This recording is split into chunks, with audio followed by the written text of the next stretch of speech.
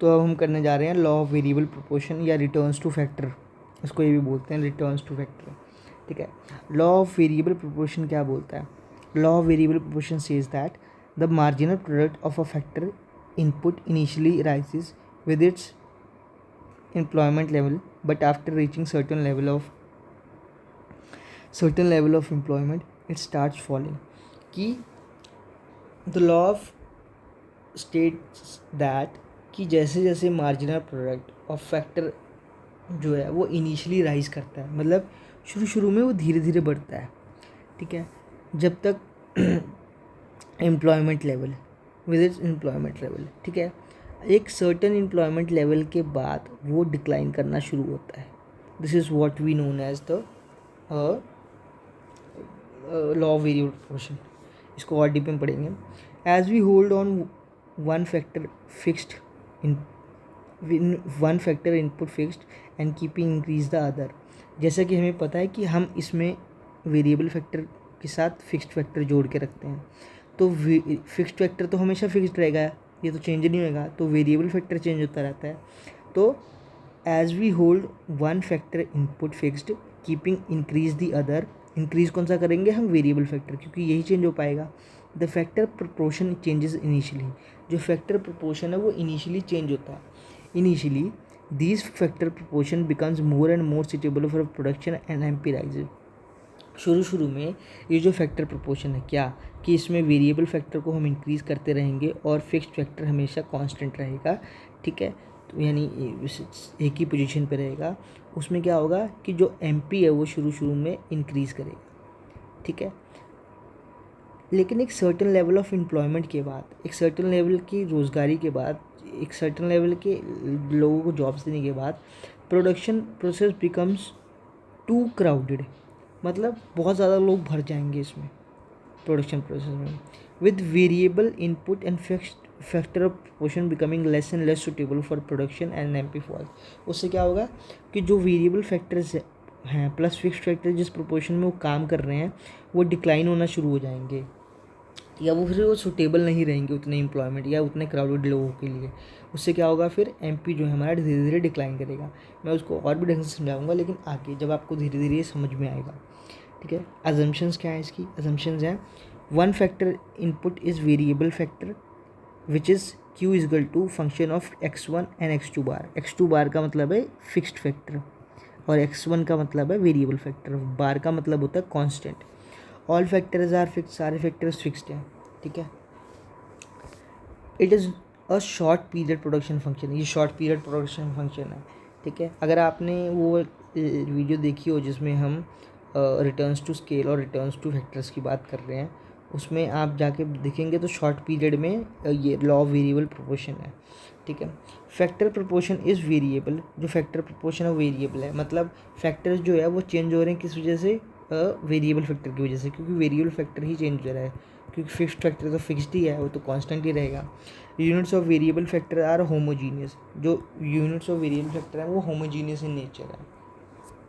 ठीक है, उसमें उनमें कोई हेट्रोजेनिटी नहीं, कोई चेंजेस नहीं है, कोई डिफ्रेंशिएशन नहीं है, वो सब सेम है वेरिएबल फैक्टर। मतलब एक लेबर, ऐसा नहीं है कि कोई एक लेबर ने एमए या बीकॉम करके आया है, एक इलिटरेट है। अगर सारे उसमें काम कर रहे हैं तो सारे ही बीकॉम करके आए हैं या तो सारे ही इलिटरेट हैं, तो मतलब कोई उनमें डिफ्रेंशिएशन नहीं है।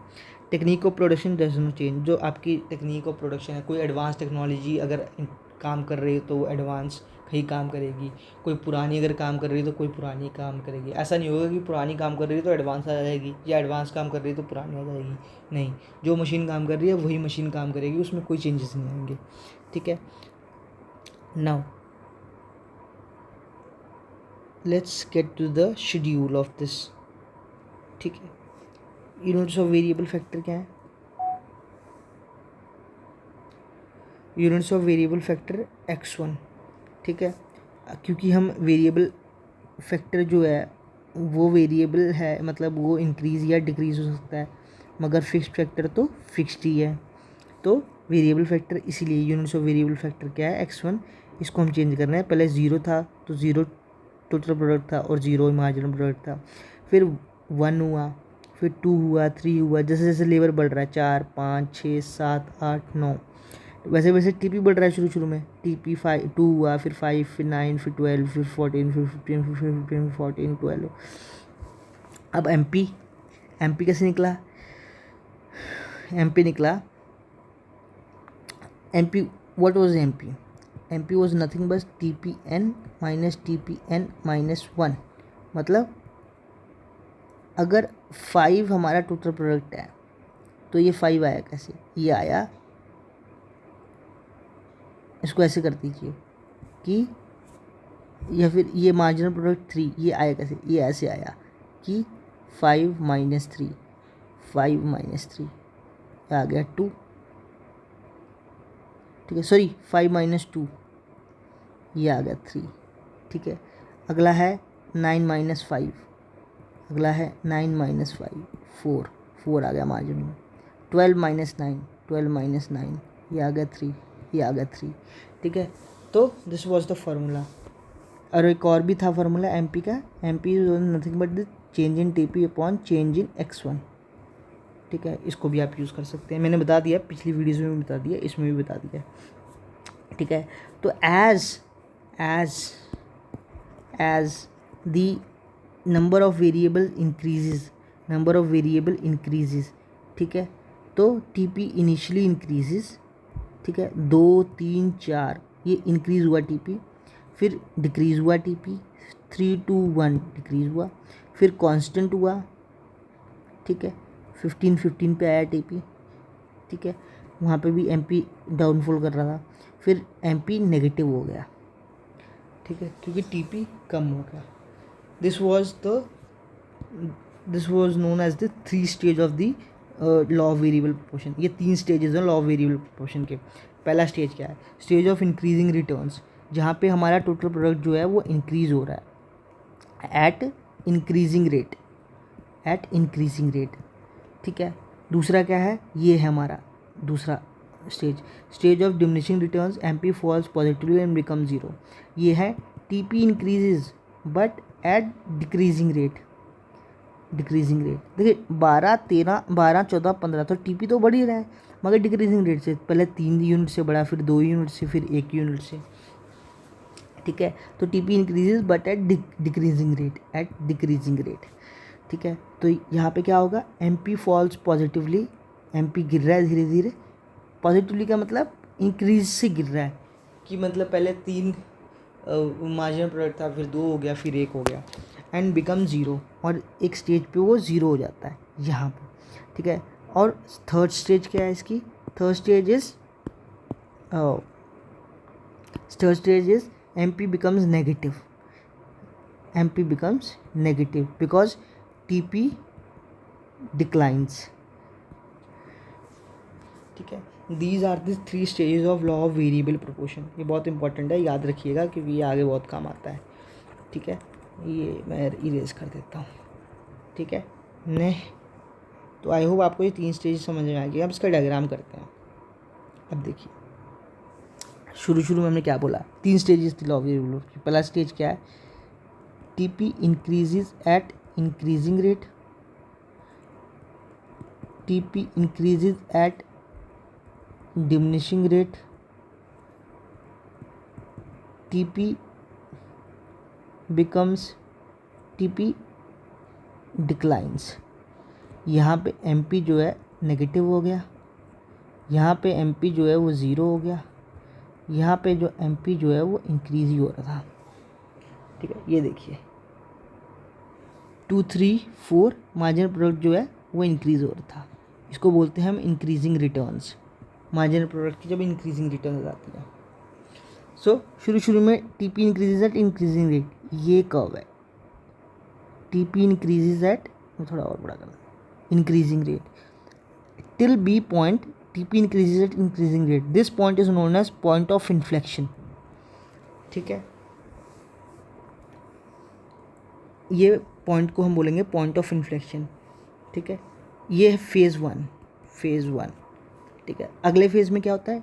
TP increases at diminishing rate, TP increase हो रहा है डिमिनिशिंग रेट से, ठीक है। फेज़ 3 में क्या होता है, TP down declines, TP diminishes या डिक्लाइंस या डिक्रीजेस, ठीक है। ये फेज़ 3 था। उसी के साथ ये तो टोटल प्रोडक्ट का था। आपको तो ये सिंपल जानकारी होगी कि यहाँ पे वाई एक्सिस होता है, यहाँ पे ओरिजिन होता है 0, यहाँ एक्स एक्सिस होता है, ये है नंबर ऑफ़ यूनिट्स, ये है टोटल प्रोडक्ट। और दूसरे डायग्राम में क्या है, मार्जिनल प्रोडक्ट, ये रहा मार्जिनल प्रोडक्ट 0 एक्स एक्सिस, ठीक है। अब जब स्टेज 1 थी टोटल प्रोडक्ट में, तो मार्जिनल प्रोडक्ट में क्या थी, मार्जिनल प्रोडक्ट में फेज़ 1 क्या था, एमपी इंक्रीजेस, एमपी जो है इंक्रीज हो रहा था, इसको बोलते हैं इंक्रीजिंग रिटर्न्स, ठीक है। फिर MP diminishes, MP decreases, MP decreases and becomes 0, MP 0 आ गया, ठीक है। थर्ड स्टेज एमपी जो है वो नेगेटिव हो गया जब टीपी डिक्लाइन हुआ, ठीक है। तो ये 3 स्टेजेस हैं लॉ ऑफ वेरिएबल प्रोपोर्शन के। अब point of inflection is point where curvature of the TP changes from convex to concave. इस पॉइंट पे जो वो है अपना टीपी कर्व, वो कन्वेक्स से कनकेव में कन्वर्ट हो जाता है इस पॉइंट पे। पहले ऐसे था कर्व, अब ऐसे हो गया curve, this is convex, this is concave, ठीक है। TP increases at increasing rate till point B, इस पॉइंट पे increase at increasing rate and after this point TP begins to rise at falling rate. इस point के बाद TP जो है बढ़ता तो है मगर डिक्रीजिंग रेट से बढ़ता है, फॉलोइंग रेट से, ठीक है। नाउ अब स्टेज 1, अब ये आपको ढंग से समझाएगा कि स्टेज 1 है क्या, ठीक है। स्टेज 1 इंक्रीजिंग रिटर्न, जहाँ पे TP increases at increasing rate, ठीक है। As long as MP increases, जैसे जैसे एमपी इंक्रीज होता है TP increases at increasing rate, TP increases at increasing rate, ठीक है। This can be observe from first to third units of variable factors employed. मतलब पहले जो 3 यूनिट है 1 2 3, यहाँ पे क्या है 0 से 2 हुआ, 2 से 5 हुआ टोटल प्रोडक्ट, और 5 से 9 हुआ। तो देखिए पहले 3 प्रोडक्ट, सॉरी ये 0 तो कोई प्रोडक्ट ही नहीं हुआ ना, 1 2 3, यहाँ पे टीपी जो है इंक्रीज़ हुआ 2 3 4, 5 2 9 से टीपी इंक्रीज़ हुआ, तो मार्जिनल प्रोडक्ट भी 2 3 4 से इंक्रीज़ हुआ, मतलब टीपी इंक्रीज़ हुआ तो एमपी भी इंक्रीज़ हुआ, ठीक है। ये था, मतलब this can be observe from first 3 points of variable factor employed, कि टीपी इंक्रीज़ हो रहा है तो एमपी भी इंक्रीज़ हो रहा है। This can be observe from 0 to B and 0 to C, ठीक है।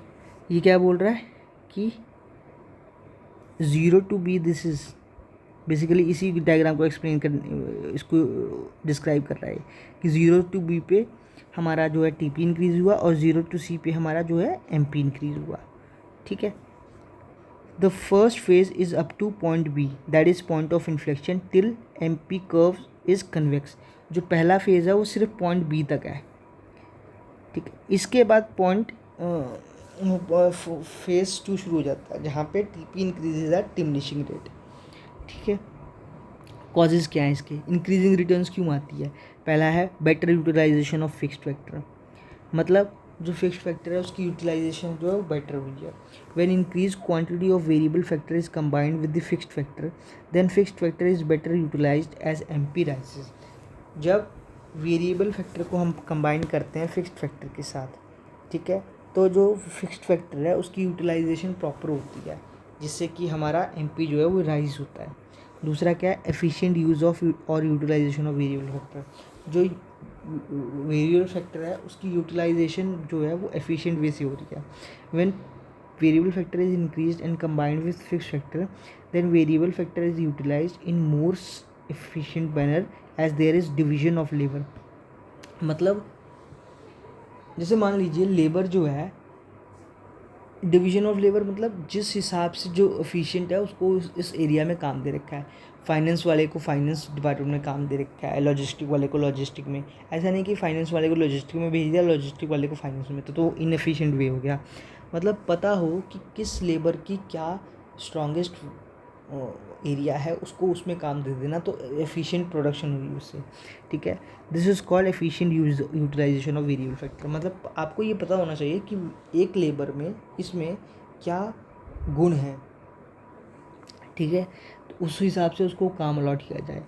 अगला है third, better coordination between factor. जो वेरिएबल और फिक्स फैक्टर है उनमें कोऑर्डिनेशन बहुत बेटर है। ठीक है, because of better utilisation of fix factor and efficient utilisation of variable factor. याद रखना है कि दो चीज़ें हुई हैं। पहला तो कि जो फिक्स फैक्टर की यूटिलाइजेशन है वो बेटर हुई है, दूसरा efficient utilisation of variable factor. इन दोनों की जब कोऑर्डिनेशन बेटर हुई है एक साथ, कि बेटर वे से यूटिलाइज़ किया गया फिक्स्ड फैक्टर को और एफिशिएंट वे से यूटिलाइज़ किया गया वेरिएबल फैक्टर को, तो there is better coordination between variable and fixed factor. So TP increases at increasing rate, implying benefits of division labour. कि वही चीज़ है कि जिसको जो काम आता है उसको उस एरिया में काम दिया जाए, ताकि यूटिलाइजेशन जो है वो वेरिएबल फैक्टर के बेटर हो। और क्योंकि एफिशिएंट वे से वेरिएबल फैक्टर को देखा जाए और बेटर यूटिलाइजेशन हो फिक्स्ड फैक्टर की भी। These are the three causes through which MP increases at increasing rate or there is increasing returns into the variable factor, law of variable proportion। ठीक है, second phase क्या है, diminishing returns का second phase है, जिसमें TP increases at diminishing rate. ठीक है, MP जो है वो डिक्लाइन होता है। ठीक है, the second phase starts after point B and ends at point D. जो सेकेंड फेज है वो पॉइंट बी से शुरू होता है और पॉइंट डी तक जाता है। ठीक है, टीपी में। ठीक है, और एमपी में सी से शुरू होकर ई तक जाता है। मैं फिर से बना देता हूँ, सी से शुरू होकर वो ई तक जाता है। This is the second phase of diminishing returns या डिक्रीजिंग रिटर्न्स कह सकते हैं। ठीक है, when MP begins to fall, जैसे जैसे एमपी गिरता है, TP increases at diminishing rate. TP जो है इंक्रीजिंग रेट से डिमिनिश करना शुरू हो जाता है। जब एमपी ज़ीरो हो जाता है तो TP is maximum and constant. अब ये देखिए, जब एमपी डिक्लाइन कर रहा है तो TP increases at diminishing rate. ठीक है, जब एमपी ज़ीरो हो गया, यहाँ पे एमपी जो है, यहाँ पे जो एमपी है ना, यहाँ पे वो हो गया ज़ीरो, ये, और यहाँ पे टीपी जो है ये रहा, वो हो गया मैक्सिमम। ठीक है, अब आपको मैं नंबर से दिखाता हूँ। ये हो गया ज़ीरो एमपी और टीपी हो गया मैक्सिमम 15। ठीक है, ठीक है,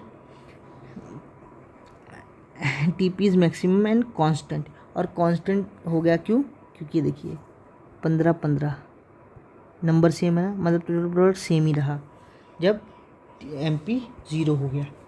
ठीक है, now this can be seen from third unit to seventh unit of variable factor employed.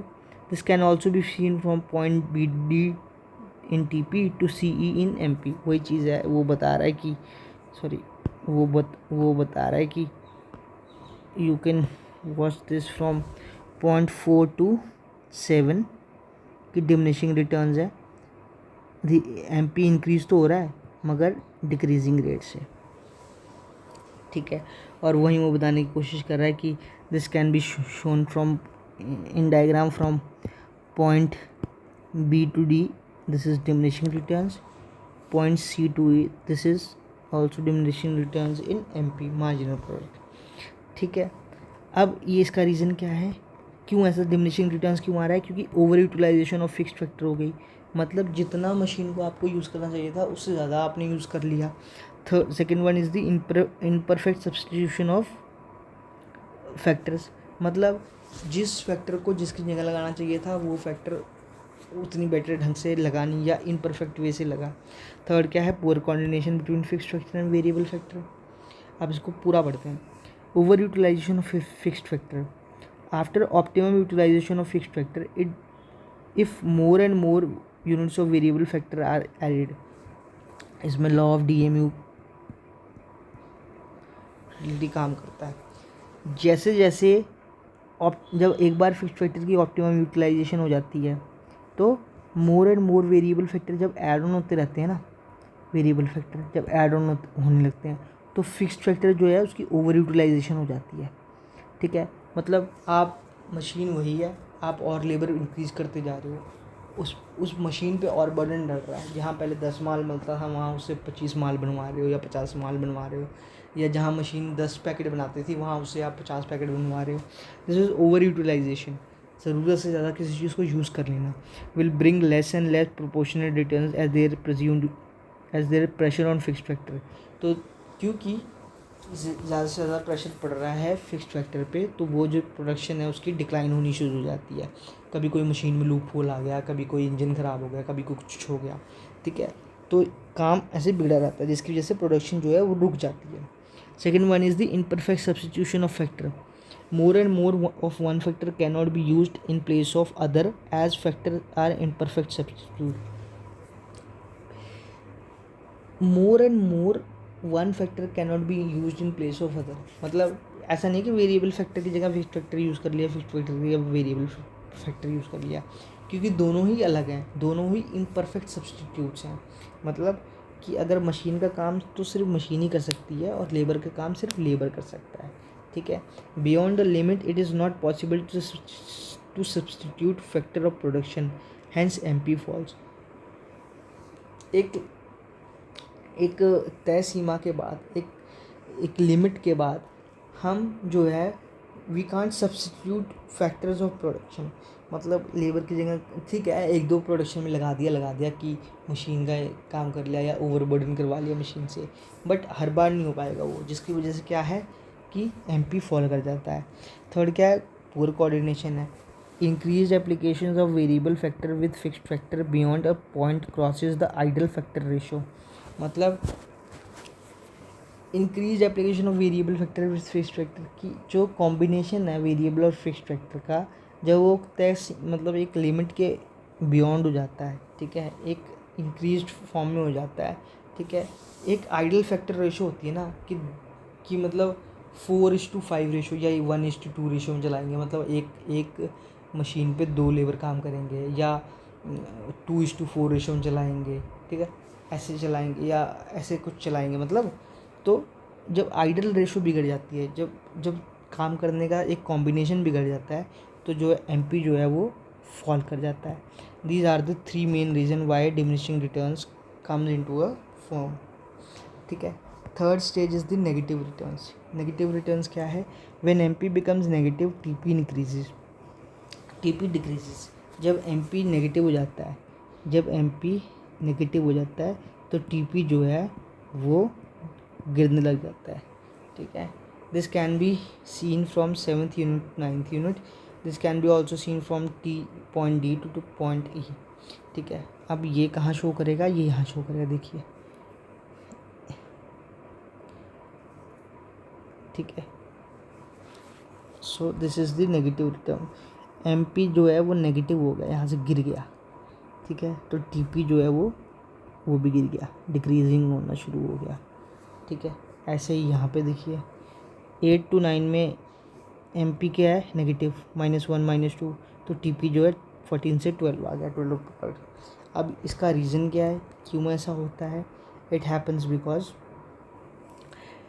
Fixity of fixed factor as quantity of fixed factor can not change in short run. मतलब short run में quantity of fixed factor change नहीं हो सकती, fixed factor short run में change नहीं हो सकता। ठीक है, there is excessive use of fixed factor since fixed factor is indivisible. तो क्या होता है कि जो फिक्स्ड फैक्टर है उसका एक्सेसिव यूज़ होने लग जाता है, क्योंकि वो इंडिविजिबल है, आप उसको डिवाइड नहीं कर सकते। ठीक है, it can not observe the increasing quantity of variable factor. मतलब वो इतना प्रेशर नहीं ले सकता ऑफ वेरिएबल फैक्टर। आपने क्या किया, एक मशीन तो मशीन ही रही, ठीक है, उसकी जगह उसको हटाया नहीं, या कह सकते हैं उसको उसी जगह रखा हुआ है, या उसको उसमें कोई चेंज नहीं आ रहा, तो मतलब मशीन तो मशीन ही रही, वो लॉन्ग टर्म के लिए वो स्टेबल रहेगी, उसमें कोई चेंजेस नहीं आएंगे। मगर आप लेबर बढ़ाई जा रहे हो, लेबर बढ़ाई जा रहे हो, जहाँ पहले 10 यूनिट्स बनते थे वहाँ 50 बनवा रहे हो, वहाँ 100 बनवा रहे हो, यहाँ 200 बनवा रहे हो, तो एक्स्ट्रा बर्डन जो है वो आ रहा है मशीन के ऊपर, जिसकी वजह से मशीन ख़राब हो सकती है, वियर एंड टियर लॉसेस हो सकते हैं, बहुत सारी चीज़ें होती हैं, जिसकी वजह से क्या होता है, फिक्स्ड फैक्टर में कमी आने लग जाती हैं, और उसकी वजह से एमपी जो है वो नेगेटिव हो जाता है। ठीक है। Second is the over crowding of variable factor, आप भरी जा रहे हो, लेबर को भरी जा रहे हो, क्योंकि लेबर वेरिएबल फैक्टर है। With further increase in quantity of variable factor the production becomes too crowdy. ठीक है, प्रोडक्शन प्रोसेस जो टू क्राउडी हो जाता है, उसमें लूप होल आने लग जाते हैं, कई लोग तो काम ही नहीं करते। Third one is the defective factor ratio with fixity of fix factor and over crowding of variable factor, मतलब क्योंकि फिक्स फैक्टर फिक्स्ड है, सिर्फ वो उतना ही रहेगा, उसमें कोई चेंजेस नहीं आएगा, मतलब एक मशीन है तो एक ही मशीन रहेगी, और ओवर क्राउडिंग और बहुत सारे लेबर आ गए हैं, तो जो फैक्टर प्रोपोर्शन है वो बिगड़ जाता है। ठीक है, पहले एक मशीन पे 2 लोग काम कर रहे थे, अब एक मशीन पे 50 लोग काम कर रहे हैं। ठीक है, तो उससे क्या होता है, प्रोपोर्शन बिगड़ गया and becomes less and less suitable for production and MP becomes negative. This is the reason why MP becomes negative. ये 3 रीज़न है इसके, और ये 3 रीज़न बहुत इंपॉर्टेंट है, इनको पढ़ने का। डिमिनिशिंग रिटर्न्स में क्या होता है, इंक्रीजिंग रिटर्न्स में क्या कॉजेज होते हैं, या नेगेटिव रिटर्न्स में क्या कॉजेज होते हैं। ठीक है, नाउ एक लास्ट चीज़ है इसमें जो हमें करनी चाहिए, that is the relationship between TP and MP. ये इंपॉर्टेंट है इसमें। When MP rises TP increases and increasing, जब एमपी बढ़ता है तो टीपी जो है वो इंक्रीजिंग रेट से बढ़ता है। ठीक है, जब एमपी फॉल होता है तो टीपी भी डिमिनिशिंग रेट से होता है, मतलब एमपी जो है फॉल होता है तो टीपी भी फॉल हो जाता है। जब एमपी ज़ीरो होता है तो टीपी मैक्सिमम और कांस्टेंट होता है, जब एमपी ज़ीरो हो जाता है तो टीपी जो है वो मैक्सिमम होता है। ठीक है, जब एमपी नेगेटिव होता है तो टीपी फॉल कर जाता है, जब एमपी नेगेटिव होता है नेगेटिव तो टीपी जो है वो डिक्रीज या फॉल कर जाता है। ठीक है, TP is summation of MP, मतलब TP is nothing but the summation of MP, और MP is derived from TP, और एमपी जो है MP is equal to derived from TP, मतलब TP N minus TP N minus 1। ठीक है, और अगला क्या है, MP is the slope of TP curve. MP जो है वो स्लोप है टीपी कर्व की। ठीक है, एमपी कर्व से डिफाइन होता है क्या टीपी कर्व की स्लोप होगी। ठीक है, so this was the relationship between TP and MP and it is important to know it. I hope आपको लॉ ऑफ वेरिएबल प्रोपोर्शन समझ में आ गया होगा। नेक्स्ट हम करेंगे अगली वीडियो में, this law of proportion is very important. ठीक है, आई होप आपको समझ में आ गया होगा। ठीक है, मिलते हैं नेक्स्ट लेक्चर में, बाय।